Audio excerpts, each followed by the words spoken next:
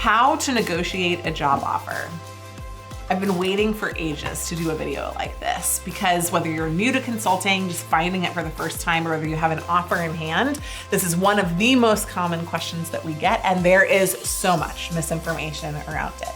Now, negotiating a job offer in general, you should do in every situation. Ask for more base, ask for more bonus, ask for more position, ask for more of all things. In fact, many firms bake in a negotiation around your initial offer when they make an offer to you.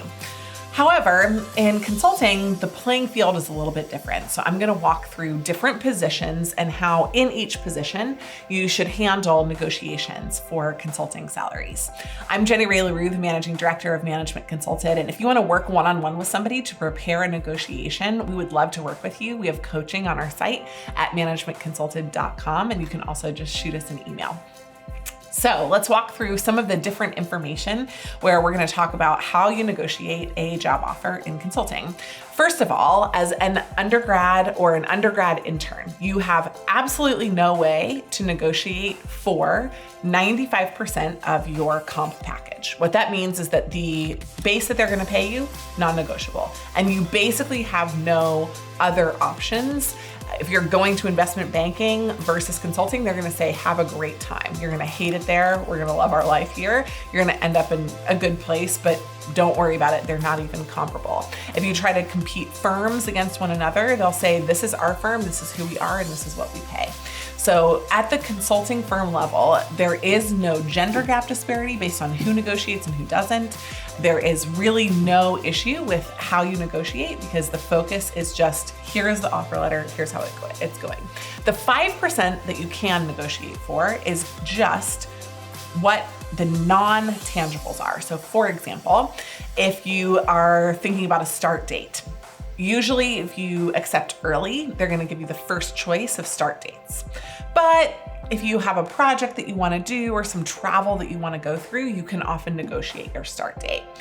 You might be able to negotiate whether or not something historically factored in if you're going in as an experienced hire. So let's say you worked for 2 years in the Peace Corps and they're saying that counts for 0. Maybe you get it to count for 6 months. All that it means is that you're on a different promotion cycle, but not different comp process. So overall, really basically nothing that you can do at the intern and undergraduate level. At an MBA level, it becomes a little bit different because as a summer intern, you have additional things like your office location that might really matter to you. And at the MBA or the post-grad level, you'll find more people that have a significant other that they're working around, and consulting firms can help with that a little bit. You also find some people that are working in an international location and they want to change offices post-internship.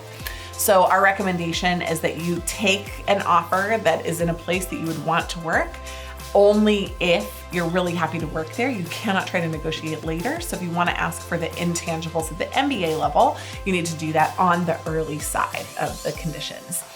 When you go through the MBA full-time process or MBA internships, there's no comp discussion. Again, the base comp is the base comp. And they're like, look, you may have had this many years of previous experience and this many years of this, but we're hiring you out of an MBA program and everybody gets paid the same. We're transparent about it. This is a team environment. So the firms are very strong about that. But signing bonuses can have timing tiers to them. The earlier that you sign, the more you get to keep out of the signing bonus. You might also have performance compensations, but honestly, in the core, other than the same things like your start date and also the office location, you don't have a lot to negotiate on when you're at the MBA level. When it becomes super interesting is when you are an experienced hire, because there, the firms don't have anybody to keep you equal with. Now, they're still finding an importance in transparency and in making sure that the team is the team and there's no like hotshot who's coming in from outside who's making twice as much as anybody else.